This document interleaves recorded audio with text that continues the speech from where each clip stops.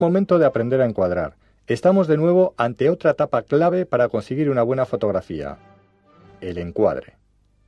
Sea cual sea el tema en nuestras fotos, siempre se va a producir una línea del horizonte. Instintivamente la mayoría de la gente tiende a hacer la derecha, y eso es bueno.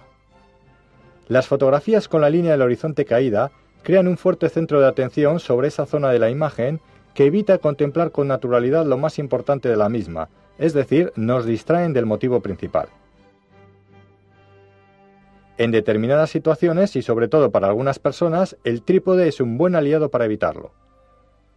Cuando nos situamos delante de un motivo, tenemos que aprender a decidir rápidamente si nos interesa este sobre todo o tal vez también lo que le rodea. Este pequeño análisis resulta muy interesante y fácil de hacer. Si lo practicáis, veréis como muchas veces lo único que interesa de verdad es el motivo. Entonces no lo dudéis, deberéis acercaros más, o bien a pie o bien cambiando la focal, y llenar vuestro encuadre con él. Ahora lo que más os interesaba de ese lugar es el protagonista absoluto de vuestra fotografía. Nada va a distraer ni nada va a desmerecer aquello que os interesaba porque le habéis dado todo el espacio que merecía. En cambio, si no lo hacéis así, eso que era tan interesante tiene que compartir espacio con otras cosas de mucho menor interés. Como resultado, tendremos una fotografía mediocre. Habrá un punto fuerte en la imagen y otro sin apenas interés. Hay ocasiones en las que el motivo y lo que tiene cercano es interesante o va muy bien con el motivo principal. Entonces, sin dudarlo, abriremos el encuadre y dejaremos que ambos elementos se repartan el protagonismo de la imagen. Una cosa es llenar encuadre y otra cosa muy diferente, atosigar. Para evitar esto tenemos que aprender a dejar un margen proporcional entre los objetos y los marcos de nuestra fotografía, es decir, tenemos que dejar que los objetos respiren. Al haber acercado demasiado el motivo al borde, la imagen incomoda porque no hay armonía entre el objeto y el marco, que es el elemento con el que le aislamos del resto de la escena. El objeto, antes de toparse con este, debe tener un espacio libre que tiene que ser lo más proporcional posible por todos sus lados. Cuando fotografiamos a personas o figuras, esto es aún de mayor importancia. Un retrato con demasiado aire por encima de sus cabezas dará una imagen lánguida. El impacto visual del retrato no tendrá fuerza, la imagen parece caída dentro del marco. Si por el contrario cerramos mucho este sobre el sujeto, la imagen aparece comprimida, parece estar encajonada. En cambio, un ajuste proporcional del marco de nuestra foto produce una imagen muy armónica donde cada cosa está en su sitio y cada elemento cumple a la perfección su función.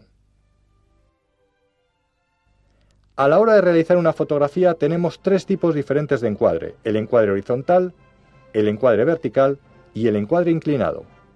Lo normal es que apliquemos un encuadre horizontal o vertical a la escena que tengamos para captar más o menos cantidad de la misma. Sin embargo, tenéis que saber que cada uno de ellos transmite un estado psicológico distinto que, si se sabe utilizar bien, puede servir para dar un doble lenguaje a nuestras fotografías. El encuadre horizontal transmite quietud y relajo. El encuadre vertical, fuerza y firmeza. Y el inclinado, sensación de dinamismo. Con esta técnica no solo mostraremos un bello lugar, sino que además podremos transmitir también la sensación de tranquilidad que produce utilizando un encuadre horizontal. Por el contrario, si deseamos transmitir mayor vigor y firmeza, utilizaremos para este paisaje urbano un encuadre vertical. Partiendo que tenemos una cámara de fotos en la mano y no una de cine o de vídeo, haremos la mayoría de nuestros retratos en vertical, por una sencilla razón. La mayoría de las personas son más altas que anchas, y si queréis un encuadre con fuerza y proporcionalidad, no os quedará más remedio. Si abusáis del plano horizontal en retratos, sobre todo individuales, vuestras fotos tendrán excesivo aire por ambos lados, robándole protagonismo al motivo principal. En retrato es más adecuado guardar el encuadre horizontal para casos muy concretos y para fotografía de grupo.